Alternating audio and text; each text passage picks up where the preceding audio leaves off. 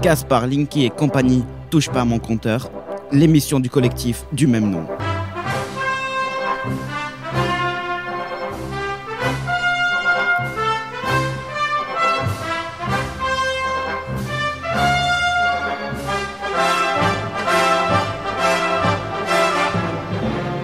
Salut à toutes et à tous et bienvenue dans l'émission Touche pas à mon compteur avec Maud Bigan sur Radio Transparence. Bonjour Maud. Bonjour Florian. Alors aujourd'hui on va parler plus de l'aspect incendie, notamment un exemple à Quiberon, c'est ça? Oui, tout à fait. Explosion de Linky, mais aussi de piles au lithium. Oui, parce qu'on ne sait pas si ça peut être dû à cela, étant donné qu'il y a un certain nombre de modèles de compteurs Linky qui ont des piles au lithium dedans. Donc on va voir que c'est assez fréquent que des piles au lithium explosent, y compris dans les avions. Donc tu pourras nous expliquer ce que c'est pour la pile au lithium. Oui, bien en tout cas les risques associés, ça c'est sûr. Et pourquoi les mettre dans les Linky par exemple? Oui, tout à fait. Tout à fait. Ensuite on va parler de Beauvel.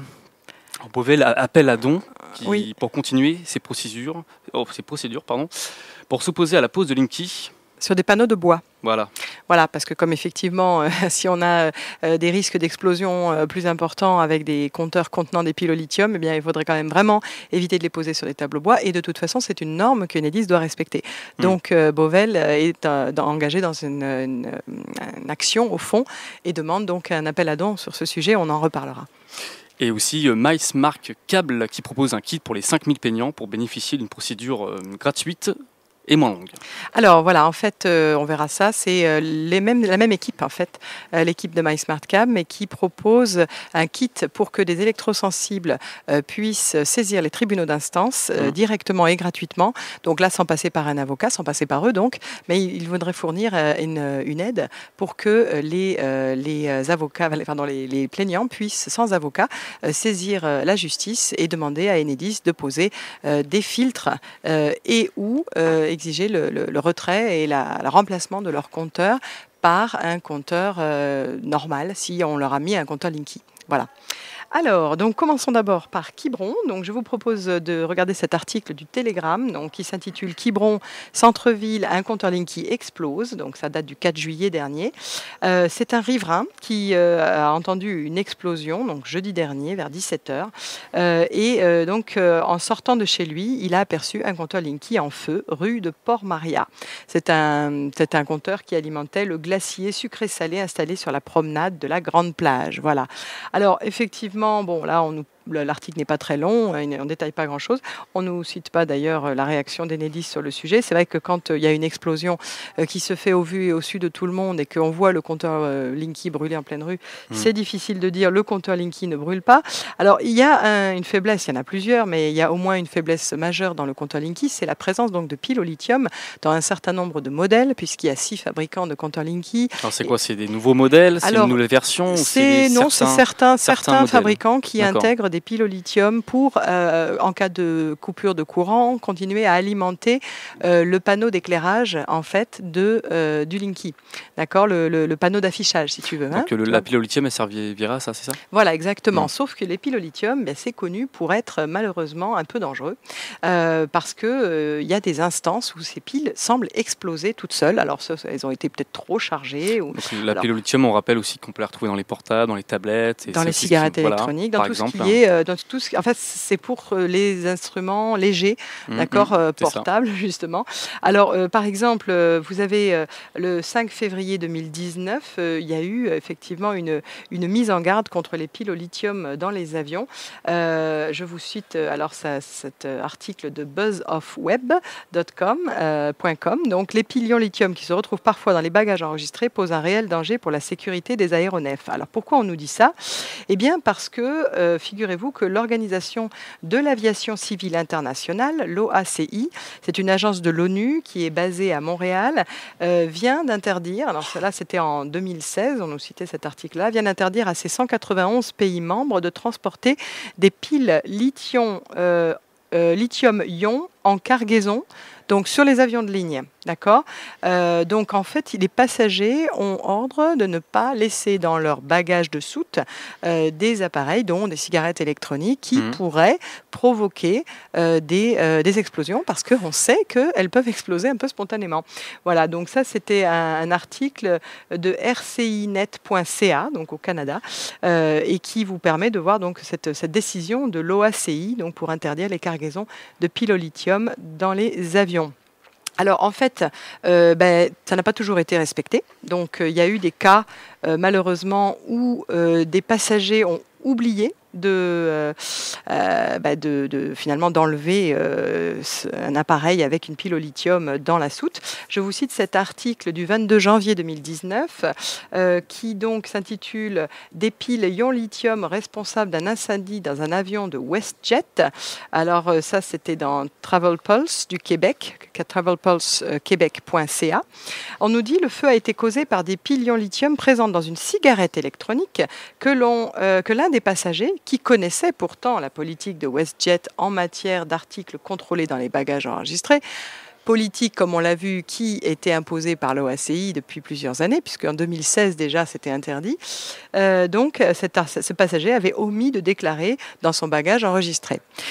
Alors évidemment, ça peut arriver dans les bagages de soute, auquel cas ça peut provoquer un incendie donc dans l'avion, mais figurez-vous que ça peut aussi évidemment être un cas d'incendie dans la comment on appelle ça, dans la cargaison, enfin je sais pas comment on veut dire, la pièce où il y a tous les passagers, je sais pas comment tu appelles ça. Ok, enfin bon, tout le monde a compris en tout cas. Voilà, oui. Voilà. Donc l'idée générale, c'est que là, il vient d'y avoir... En tant que bagage à main, quoi. Bagage à main, oui, voilà, dans la... Voilà. Alors, la pièce où il y a tous les sièges et tout le monde, voilà. Et là, c'est ce qui est arrivé malheureusement. C'est un article du Point qui date du 5 juillet dernier, donc 2019, et qui s'intitule « Un téléphone portable prend feu et contraint un vol à un atterrissage d'urgence ». Donc, rappelons-le, on voit que les cigarettes électroniques peuvent prendre feu spontanément parce qu'elles possèdent une pile au lithium. Les téléphones portables également. C'est rassurant. Donc là, il s'agissait du vol New York-Londres de la compagnie Virgin Atlantic et qui a dû se poser en catastrophe à Boston après un incendie justement. Une batterie au lithium donc d'un portable aurait pris feu, aurait explosé à l'intérieur donc de l'habitacle et aurait mis le feu à un siège. Voilà. Ça arrive aussi que des batteries de portable aussi gonflent et à partir de ce moment-là, on peut s'inquiéter parce que oui, c'est un signe. La batterie ne tient plus déjà, puis ça peut être très dangereux. plus grave, oui. Voilà. Alors là, effectivement, là, on est dans une situation où c'était pas dans la soute, mais effectivement, ça peut poser problème. Et donc, rappelons que également, il peut y avoir des problèmes de ce type, évidemment, hors avion. Là, c'est les avions qui s'en préoccupent parce que, évidemment, c'est très spectaculaire. Quand vous avez un incendie à bord d'un avion, on peut mettre en danger tous les passagers. Là, je pense qu'il y a une procédure d'urgence qui se met en place directement. Oui, voilà, sûr. Mais on voit qu'on ne peut pas, à moins d'interdire aux gens d'emmener leur téléphone portable ou même leur cigarette électronique complètement à bord, c'est-à-dire que voilà, ils laissent tout ça à la maison, eh bien on expose tout le monde finalement. Bah oui. Alors là, je vous cite un article du Parisien qui date du 9 août 2014. Un Anglais meurt après l'explosion de sa cigarette électronique. D'accord ? Alors effectivement, c'est un habitant de Wallasey, près de Liverpool, qui a été retrouvé sans vie à l'époque, donc en 2014, dans son salon. Et visiblement, une enquête était en cours, mais il semblait que c'était dû à l'explosion de sa cigarette électronique. Donc, fumée tue, mais peut-être pas d'une seule manière. Effectivement, voilà, vous avez ce genre de choses. Donc, rappelons-le, il est absolument crucial de ne pas poser de compteur Linky contenant notamment des piles au lithium sur des panneaux de bois. On a déjà plusieurs fois parlé à cette antenne donc de la fameuse norme NFC 1400 que Enedis doit respecter statutairement, on peut dire, par son statut de distributeur. Et ceci implique notamment de ne pas avoir le droit de poser lors d'un changement majeur, tel que le remplacement d'un compteur par un autre, de poser le nouveau compteur sur le panneau de bois s'il y avait un panneau existant. La norme NFC 1400 est très claire, elle dit que le panneau support doit comporter un fond qui isole les câbles du support du mur par exemple. Or, ça n'est pas le cas pour un panneau en bois. Donc il pourrait être fait comment du coup ? Il faudrait que ce soit en une sorte de plastique si vous voulez, mais M0, donc en fait auto-extinguible. combustible, donc même vraiment extrêmement ininflammable, si vous voulez. Donc, ça n'est pas le cas du tout. Et la commune de Beauvel, donc près de Rennes, a pris sur elle de se lancer effectivement dans une vaste campagne pour essayer de montrer que Enedis ne respecte pas cette norme et d'exiger qu'elle le fasse. Étonnamment, jusqu'ici, allez savoir quelle est l'indépendance réelle des tribunaux administratifs. En tout cas, pour le moment, elle a été déboutée, y compris en cours d'appel pour son référé. Donc maintenant, ce qu'elle cherche à faire, c'est aller au fond. Et elle fait donc notamment un appel à dons qu'on peut retrouver sur Internet, j'imagine. On peut le retrouver sur Internet, effectivement. Je voulais vous communiquer le lien du pot commun correspondant donc à cet appel à dons. Ça s'intitule donc évidemment, c'est www.lepotcommun.fr/pot/8 980 CM2. 8 petit m 980 CM2. CM aussi en minuscule. Donc on mettra ce lien, si vous le souhaitez, sur le site de la radio et sur le site stop-linky.fr.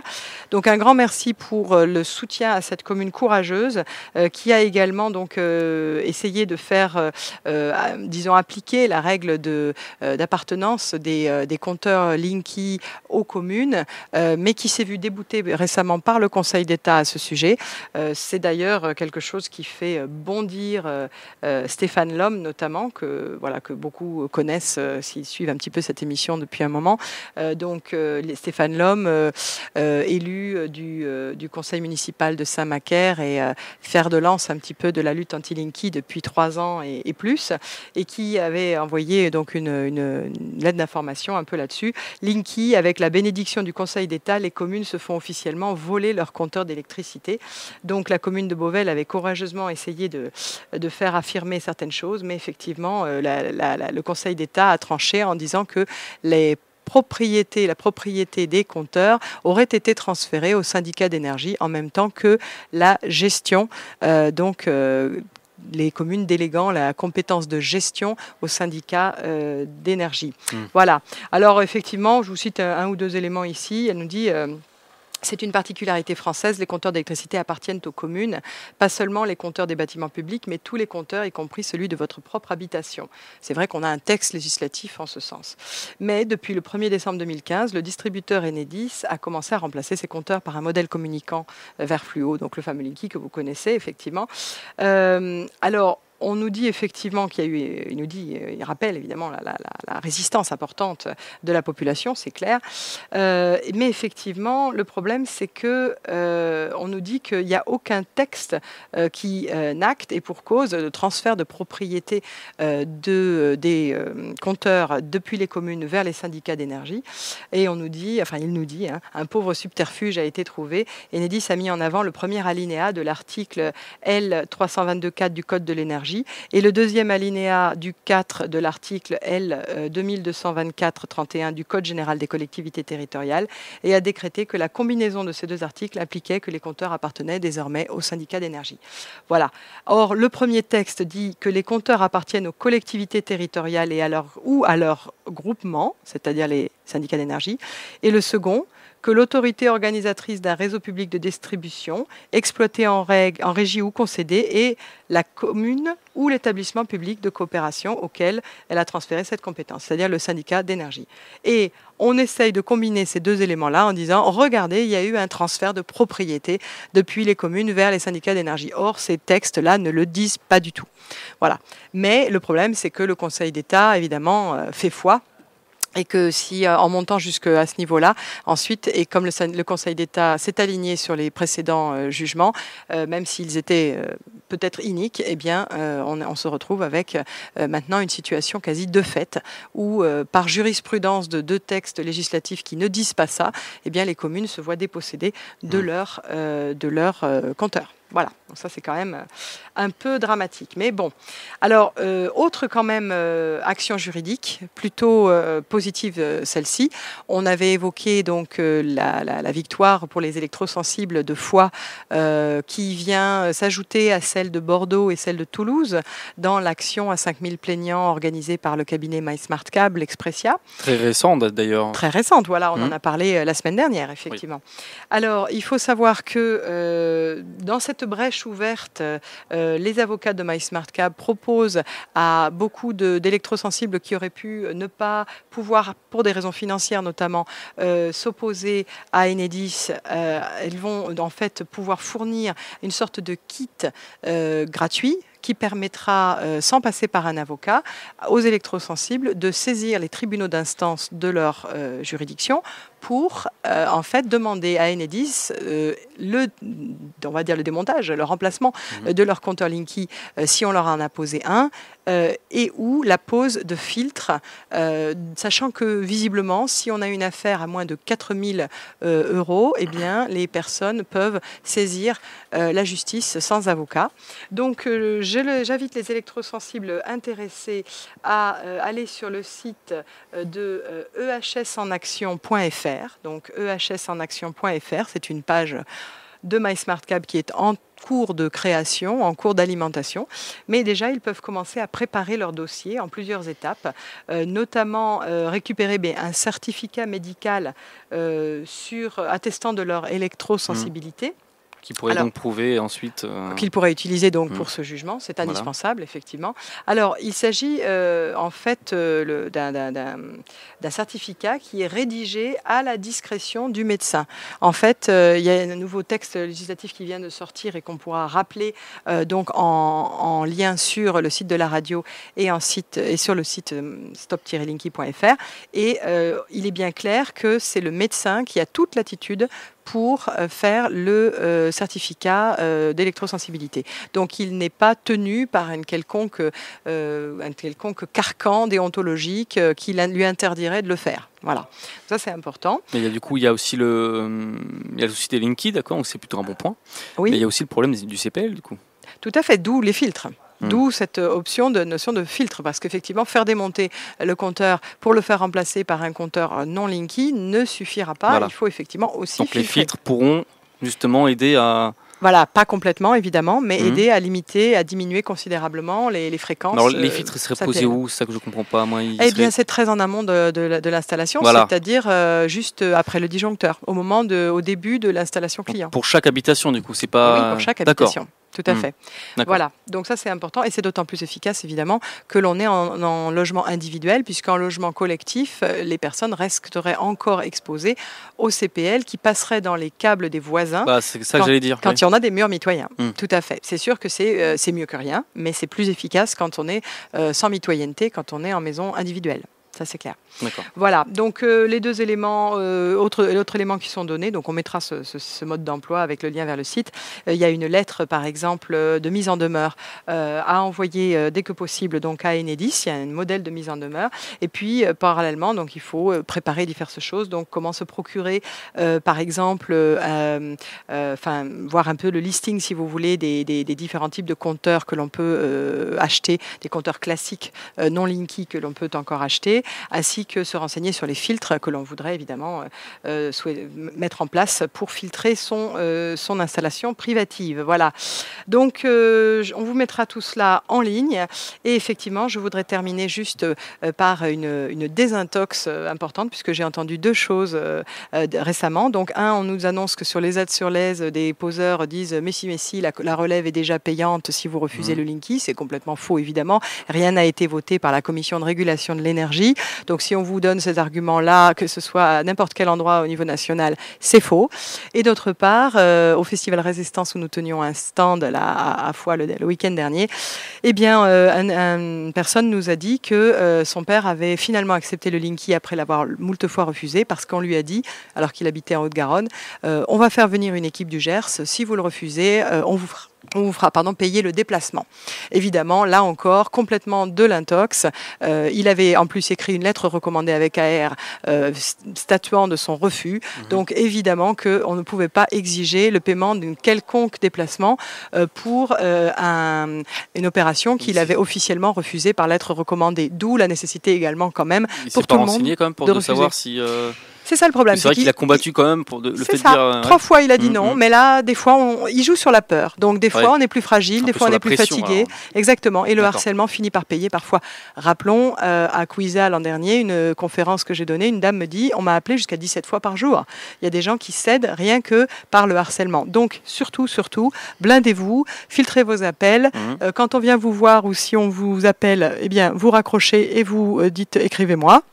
Et puis, au niveau des lettres, eh bien évidemment, ne croyez pas tout ce qu'on vous raconte, y compris la date butoir est pour le temps, pour bénéficier de la gratuité, etc. etc. Tout ça, c'est de l'intox. Voilà. Et on pourra mettre à nouveau en rappel un petit lien vers la vidéo du maire de Oisier, la commune du Nord, qui a rencontré l'adjoint directeur territorial d'Enedis local et qui a tout à fait démystifié tous ces mensonges. Merci beaucoup, Maud. À bientôt. À la semaine prochaine. Au revoir.